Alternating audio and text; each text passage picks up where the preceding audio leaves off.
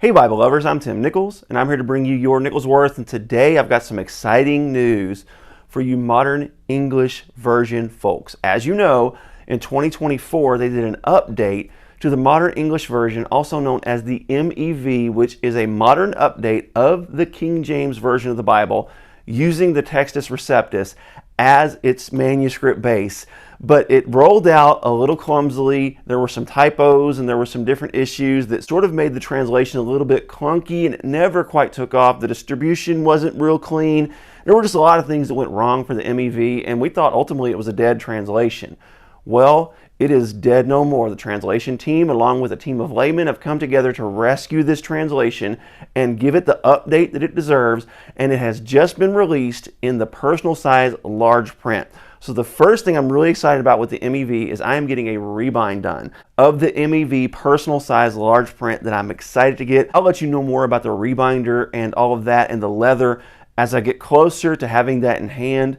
But also the second thing that I'm very excited about with the MEV is I've made contact with Passio Publishing, and they are actually going to let me review for them. And I have a personal size large print on the way that I will be reviewing the translation, which leads to the third thing that I'm really excited about, and that is the fact that I am going to be doing a 90-day read-through of the modern English version, also known as the MEV.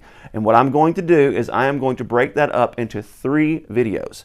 So I am going to be giving you 30 days of my reading experience in 3 parts. Generally speaking, when I read the Bible in 90 days, the first 30 days is going to be covering the historical books of the Bible. You got the Pentateuch, and you've got the history of Israel, and you have their captivity. And then the second 30 days covers my thoughts on the poetry and how that reads and how all that kind of renders.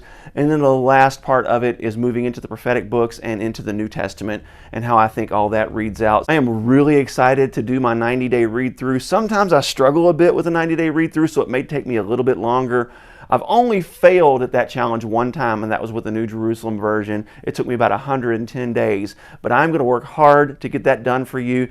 And another thing that I'm really excited about is I am going to have an opportunity to interview the chief editor, the chief translator, Jim Lindsay, who was really the pioneer behind the modern English version of the Bible. I'm going to ask him a series of questions. All this will culminate once I have read the translation. So it'll be a little bit before I get to that interview, but I'm very excited about that. And then lastly, another thing I'm excited about is the MEV is coming out with a new edition of the MEV Fire Bible in the 2024. And if you know me, you know I love the Fire Bible. It's one of the very few Pentecostal study Bibles actually edited by the late great Donald C. Stamps of the Assemblies of God, which I happen to be a part of.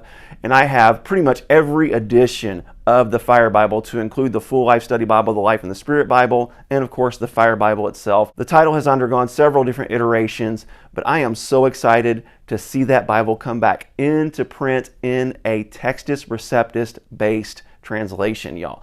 This is something that cannot be overemphasized. We are getting a modern translation from 2024 using the Textus Receptus as its base. I am looking forward to talking to Jim about how the translation committee handled the footnotes and their thoughts on the translation process and why they decided to go with the Textus Receptus on this rather than the critical apparatus. But y'all, this is exciting news. Also, in one of my recent videos, I talked about some weird New King James Bibles that I have, and one of them happened to be the Spiritual Warfare Bible. That one is actually being re-released in the MEV. Now, if you have searched for a modern English version Spiritual Warfare Bible, the hardbacks come in at well over $100. And if you're looking for the New King James, you're going to fork out like $300 plus for that.